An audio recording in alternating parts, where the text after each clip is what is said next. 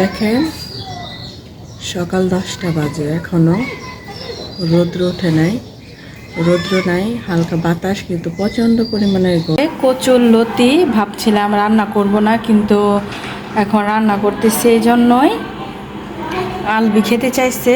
তো আমি আজকে কী দিয়ে রান্না করব জানেন? এই যে দেখেন চাপা শুটকি। এই চাপা শুটকি এখন কাঁচামরিচ একসাথে ব্লেন্ডার করব, কারণ রসুন ব্লেন্ডার করা আছে। তো এখন আমি রান্না করব। এই তো বসাই দিছি কড়াই, এখন আমি রান্না করব। এই কচুর লতি দিয়ে আপনি চিংড়ি মাছ খেলেও ভালো লাগে, তারপর ইলিশ মাছ খেলেও অনেক মজা হয়, টেস্ট হয়। এই যে কড়াই গরম হয়ে গেছে, এখন আমি রসুন দিয়ে দিচ্ছি। রসুন অল্প দিচ্ছি, কারণ এটাতে পেঁয়াজ দেওয়া হয় না। রসুনটা ভাজা হইলে তারপর আমি মশলাগুলো দিয়ে দেবো। আর এদিক দিয়ে চাপা শুটকি আমি ব্লেন্ডার করে ফেলেছি।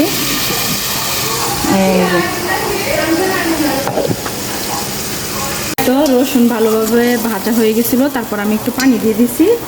এখন পরিমাণ মতো লবণ দিয়ে দিব।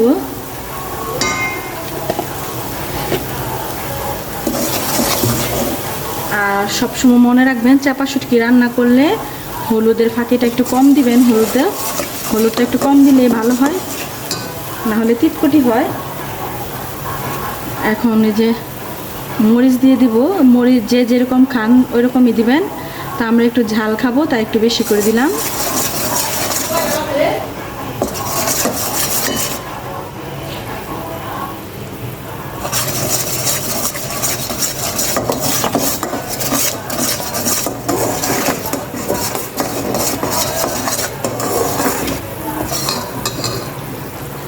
তো এটা এখন ভালোভাবে কষানো হয়ে গেলে তারপর আমি চাপা শুটকিটা ঢেলে দিব।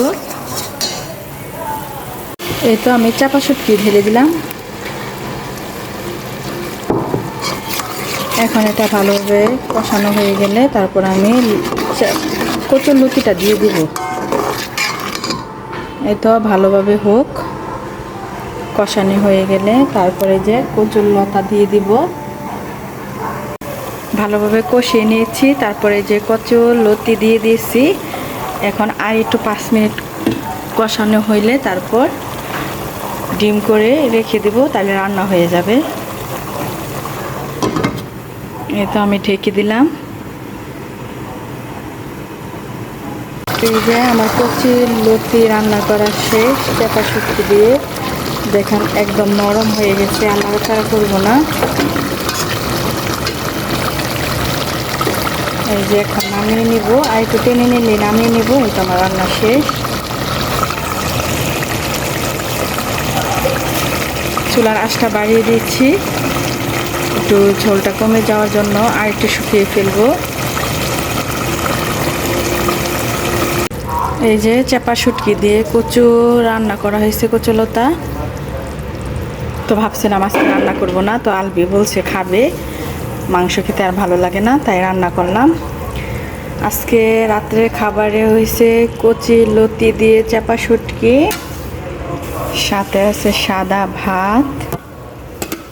তারপর দেখেন গরুর মাংসর তরকারি গরম দিয়ে রেখেছিলাম। তো এটা কালকে রান্না করা হয়েছিল, এখনো আছে, তো গরম দিচ্ছি। তো আজকে ছিল এই রান্না, আজকে রাত্রে খাবারের রেসিপি।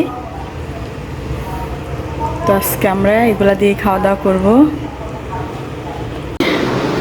আমি সকালের নাস্তা খাবো। তো ওই যে এক ধরনের আঠালো চাল আছে, ফিন্নি চাল বলে এটাকে। তো ওই চাউল দিয়ে আম্মু খিচুড়ি রান্না করছে। তো এখানে আমি কি নিয়েছি দেখেন। ওই তো গরুর মাংস নিয়েছি, তারপরে যে লতা নিয়েছি কচু দিয়ে, কালকে কচুর লতি দিয়ে আমি চাপা শুটকি রান্না করছিলাম, সেটা নিয়েছি। আর এখান দিয়ে আম্মু চাপা শুটকি রান্না করছে ঢেঁড়স, বেগুন, আলু দিয়ে।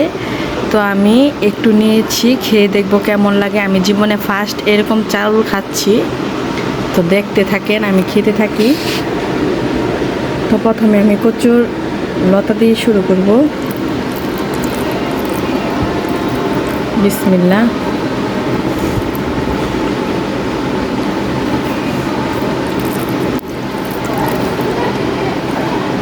অনেক মজাই। এখন আমি চাপা শুটকি দিয়ে রান্না করছি, আম্মু ওইটা নিচ্ছি। এই তো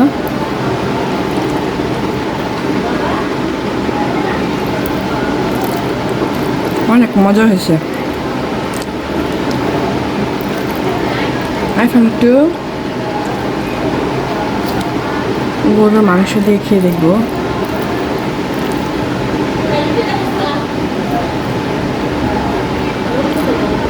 মজা, অনেক মজা হয়েছে। তো এখন আমি খাবো একটু পরে। আবার দেখেন সকাল 10টা বাজে, এখনো রৌদ্র ওঠে নাই। রৌদ্র নাই, হালকা বাতাস, কিন্তু প্রচণ্ড পরিমাণে গরম। একটু একটু গুড়ি গুড়ি বৃষ্টি পড়ছিল, কিন্তু বৃষ্টি আসার কোনো সম্ভাবনাই নাই। রৌদ্র নাই, কিন্তু প্রচণ্ড পরিমাণের গরম।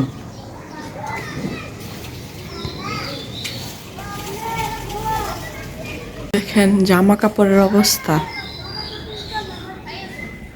জামা কাপড়গুলো ধুয়ে দিয়েছি। এই তো একটা কম্বল ধোয়া হয়েছে, এই যে আর একটা কম্বল এখানে রেখে দিচ্ছি পানি ঝরার জন্য, তারপর লেড়ে দিব।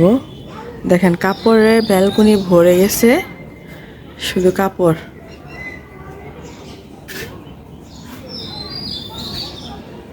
আর বাহিরে তো আজকে রৌদ্র নাই।